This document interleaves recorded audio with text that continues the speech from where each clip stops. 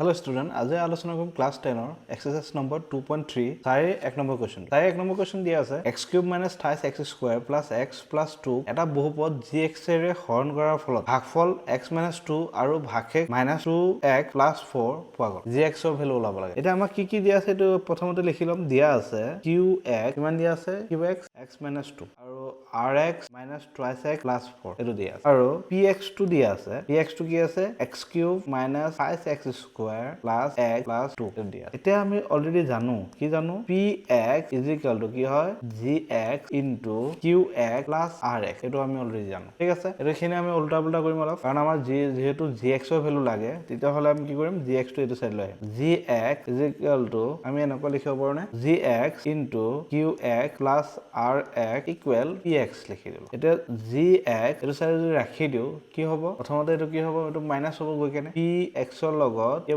rx টো কি হ'ব প্লাস হৈ আছে, এটো সাইডে গলে কি হ'ব মাইনাস হৈ যাব, rx টো কি হ'ব মাইনাস হৈ যাব, আৰু এই qx টো কি হৈ আছে gx ৰ লগত ইনটু হৈ আছে কি হ'ব ডিভাইড হৈ যাব, অৰ্থাৎ কি হ'ব এটো তলত বহি যাব qx। এতিয়া ভ্যালু খিনি পুট কৰি দিও আমি। px ৰ ভ্যালু আমি পাইছিলো কি px ৰ ভ্যালু পাইছিলো x³ - 28x² plus x plus 2 এটো পাইছিলো, মাইনাস rx ৰ ভ্যালু কিমান পাইছিলো -2x plus কিমান পাইছিলো 4 পাইছিলো, আৰু qx ৰ ভ্যালু কিমান পাইছিলো x - 2 পাইছিলো। ভিডিওটো অলপ লং হ'ব, মই লং প্ৰসেছত কৰি আছো, তোমালোকে ভয় নাখাবা। যেতিয়া প্ৰপাৰলি বুজি পাবা, পুৰা কনসেপ্ট ক্লিয়াৰ হ'ব, তোমালোকে তেতিয়া শৰ্টকাট নিজে কৰিব পাৰিবা। ঠিক আছে, তেতিয়া হলে এটো বহাই দিয়া x - 2 আছে x³ - 28x² plus x plus 2 কি হ'ব চোৱা, এটো কি হ'ব প্লাস মাইনাস প্লাস হৈ যাব, x হ'ব মাইনাস কি হ'ব 4 হ'ব। এটো x³ - 28x² plus কি হ'ব চোৱা, ইয়াত দুটা x আছে, ইয়াত এটা x আছে, কিমান হ'ব 28x হ'ব, ইয়াত +2 আছে, ইয়াত -4 আছে, কি হ'ব -2 হ'ব, এটো x - 2। এতিয়া কি কৰিম, এই ওপৰটো তলেটোৰে হৰণ কৰিম। আমি হৰণ পদ্ধতি জানো অলৰেডি। যদি হৰণ পদ্ধতি তোমালোকে খেলিমেলি আছে তেতিয়া হলে আগত ভিডিও এক্সপ্লেইন কৰা আছে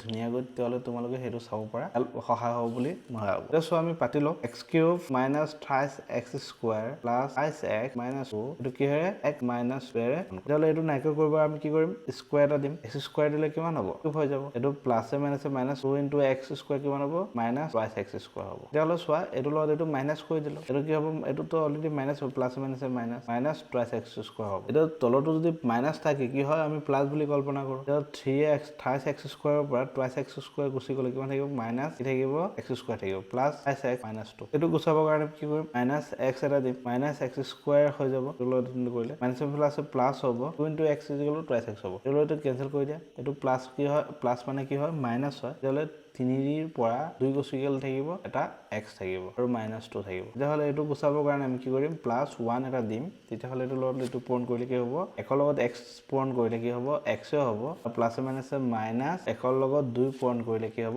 2 হ'ব, এটো কি হ'ব 0। এতেকে gx কিমান পালো x² - x + 1 এটো হ'ব আমাৰ। ঠিক আছে, যদি ভিডিওটো ভাল লাগে লাইক কৰিবা, শেয়াৰ কৰিবা, লগতে কমেন্ট কৰিবা, আৰু যদি কিবা বুজি পোৱাত অসুবিধা হৈছে তেতিয়া হলে তথাপিও কমেন্ট কৰিবা, মই আৰু ইমপ্ৰুভ কৰিবৰ কাৰণে যত্ন কৰিম। আজিৰ কাৰণে বাই।